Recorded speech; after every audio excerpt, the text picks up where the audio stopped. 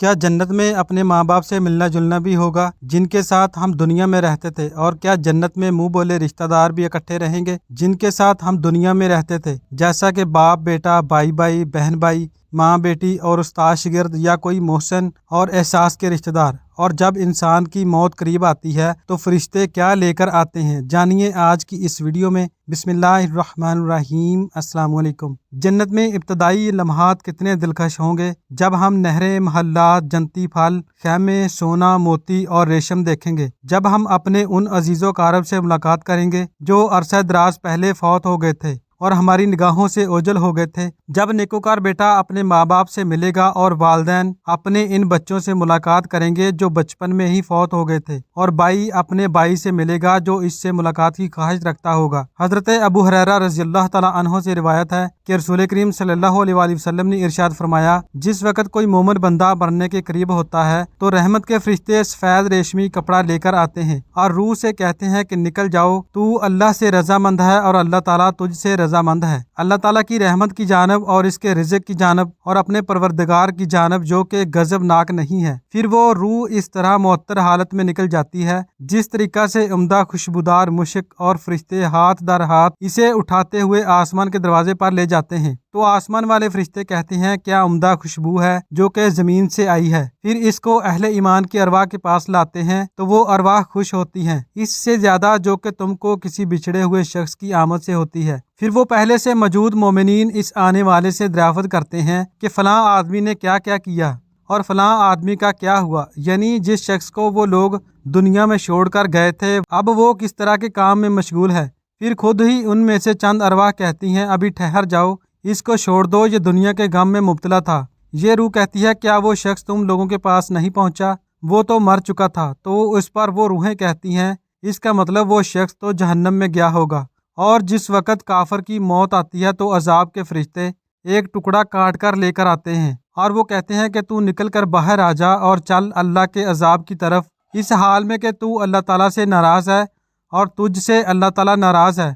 پھر وہ روح نکلتی ہے اس طرح سے کہ جس طرح سڑے ہوئے مردار کی بدبو ہوتی ہے، یہاں تک کہ زمین کے دروازے پر اس کو لاتے ہیں تو وہاں مامور فرشتے کہتے ہیں کتنی گندی بدبو ہے۔ پھر اس کو کفار اور مشرکین کی ارواح میں لے جاتے ہیں۔ اور اہل جنت کے بارے میں قرآن پاک میں ارشاد ہے، ترجمہ، اور جو لوگ یقین لائے اور ان کی راہ پر چلی ان کی اولاد ایمان سے پہنچا دیا ہم نے ان تک ان کی اولاد کو، اور گٹایا نہیں ہم نے ان سے ان کا کیا ذرہ بھی، ہر آدمی اپنی کمائی میں پھنسا ہے۔ نیز جنت کے عمومی انعامات میں سے اس کا ذکر ہے کہ جو بات جنتی چاہے گا اللہ اسے پورا کریں گے۔ اسی طرح آپ صلی اللہ علیہ وآلہ وسلم نے فرمایا کہ انسان دنیا میں جس سے محبت رکھے گا آخرت میں اسی کے ساتھ ہوگا، لہٰذا ایمان کی حالت میں مرنے والے رشتہ داروں اور اقربا سے میل ملاقات کے لیے بھی جنت میں کوئی رکاوٹ نہیں ہوگی۔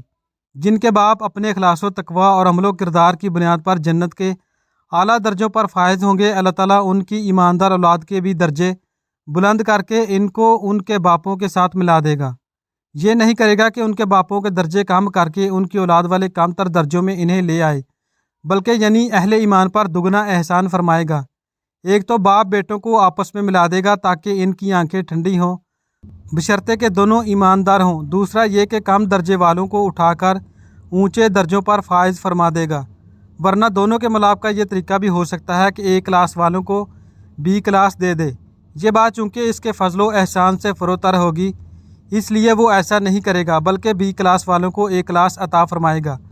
یہ تو اللہ کا وہ احسان ہے جو اولاد پر آبا کے عملوں کی برکت سے ہوگا۔ اور حدیث میں آتا ہے کہ اولاد کی دعا و استغفار سے آبا کے درجات میں بھی اضافہ ہوتا ہے۔ ایک شخص کے جب جنت میں درجے بلند ہوتے ہیں تو وہ اللہ سے اس کا سبب پوچھتا ہے تو اللہ تعالیٰ فرماتا ہے تیری اولاد کی تیرے لیے دعائے مغفرت کرنے کی وجہ سے تیرے اعمال میں اضافہ ہوا ہے۔ مسند احمد میں ہے کہ اس کی تائید اس حدیث سے بھی ہوتی ہے جس میں آتا ہے کہ جب انسان مر جاتا ہے تو اس کے عمل کا سلسلہ منقطع ہو جاتا ہے، البتہ 3 چیزوں کا ثواب موت کے بعد بھی جاری رہتا ہے، ایک صدقہ جاریہ، دوسرا وہ علم جس سے لوگ فیض یاب ہوتے رہیں، اور تیسری نیک اولاد جو اس کے لیے دعا کرتی ہو۔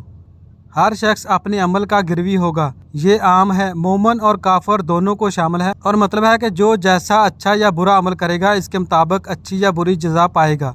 یا اس سے مراد صرف کافر ہیں کہ وہ اپنے اعمال میں گرفتار ہوں گے؟ جیسا کہ دوسرے مقام پر فرمایا کلو نفس بما کسبت رہینہ، ہر شخص اپنے اعمال میں گرفتار ہوگا۔ مسند احمد میں ہے کہ حضرت خدیجہ رضی اللہ تعالیٰ عنہا نے نبی کریم صلی اللہ علیہ وآلہ وسلم سے اپنے 2 بچوں کی نسبت دریافت کیا جو زمانہ جاہلیت میں مرے تھے، تو آپ صلی اللہ علیہ وآلہ وسلم نے فرمایا وہ دونوں جہنم میں ہیں۔ پھر جب مائی صاحبہ کو غمگین دیکھا تو فرمایا اگر تم ان کی جگہ دیکھ لیتی تو تمہارے دل میں ان کا بغض پیدا ہو جاتا۔ مائی صاحبہ نے پوچھا یا رسول اللہ صلی اللہ علیہ وآلہ وسلم، میرا بچہ جو آپ سے ہوا وہ کہاں ہے؟ آپ نے فرمایا وہ جنت میں ہے، مومن ماں اپنی اولاد کے جنت میں ہیں۔ پھر حضور نبی کریم صلی اللہ علیہ وآلہ وسلم نے اس آیات کی تلاوت کی کہ یہ تو ہوئی ماں باپ کے اعمال صالحہ کی وجہ سے اولاد کی بزرگی، اب اولاد کی دعائے خیر کی وجہ سے ماں باپ کی بزرگی ملاحظہ کریں۔ وہ مسند احمد میں حدیث ہے کہ رسول اللہ صلی اللہ علیہ وآلہ وسلم نے فرمایا اللہ تعالیٰ اپنے نیک بندے کا درجہ جنت میں دفعتاً بڑھاتا ہے۔ وہ دریافت کرتا ہے کہ اللہ میرا یہ درجہ کیسے بڑھ گیا؟ اللہ تعالیٰ ارشاد فرماتا ہے کہ تیری اولاد نے تیرے لیے استغفار کیا، اس بنا پر میں نے تیرا درجہ بڑھا دیا۔ اس حدیث کی اسناد بالکل صحیح ہیں، گو بخاری مسلم میں ان لفظوں سے نہیں آئی، لیکن اس جیسی ایک روایت صحیح مسلم میں اسی طرح مروی ہے کہ ابن آدم کے مرتے ہی اس کے اعمال موقوف ہو جاتے ہیں، لیکن 3 عمل کے وہ مرنے کے بعد بھی ثواب پہنچاتے رہتے ہیں۔ صدقہ جاریہ، علم دین جس سے نفع پہنچتا ہے، نیک اولاد جو مرنے والے کے لیے دعائے خیر کرتی رہے۔ چونکہ یہاں بیان ہوا تھا کہ مومنوں کی اولاد کے درجے بے عمل بڑھا دیے گئے تھے، تو ساتھ ہی ساتھ اپنے اس فضل کے بعد اپنے عدل کا بیان فرماتا ہے کہ کسی کو کسی کے اعمال میں پکڑا نہ جائے گا، بلکہ ہر شخص کا اپنے اپنے اعمال میں رہن ہوگا۔ باپ کا بوجھ بیٹے پر اور بیٹے کا باپ پر نہ ہوگا۔ ناظرین، یہ بھی بتاتے چلیں کہ قبرستان کے راستے سے رات کے وقت گزرتے ہوئے ہمیں ڈر لگتا ہے، اور اکیلے گزرنا تو شاید ہی کوئی گزر جائے، لیکن ایک دن میں نے اور آپ نے بھی یہیں آ کر راتیں گزارنی ہیں، تو پھر کیوں نہ دنیا کی زندگی والی راتوں میں ہر شام کو سورہ ملک پڑھنا شروع کریں۔ جو ہر رات کو سورہ ملک پڑھے گا اس کو قبر کا عذاب نہیں دیا جائے گا۔ سورہ ملک رات کے کسی بھی وقت پڑھ سکتے ہیں، مغرب کے بعد یا عشاء کی نماز کے بعد یا سوتے وقت۔ یہ 29 پارے کی پہلی سورت ہے جس میں 30 آیات ہیں۔ اس سورت کے پڑھنے میں 3 یا 4 منٹس لگتے ہیں، لیکن فائدہ آپ کے سامنے ہے۔ انشاءاللہ عز و جل مسلمان قبر کے عذاب سے محفوظ رہے گا۔ تو آج سے وعدہ کریں کہ کون کون آج ہر رات سے یہ مبارک سورت پڑھے گا اور دوسروں کو بھی دعوت دے گا۔ اللہ ہم سب کو عمل کی توفیق دے، آمین۔ ناظرین، اللہ تعالیٰ کے 99 ناموں میں سے ایک نام کمنٹ سیکشن میں ضرور ٹائپ کریں۔ اللہ حافظ۔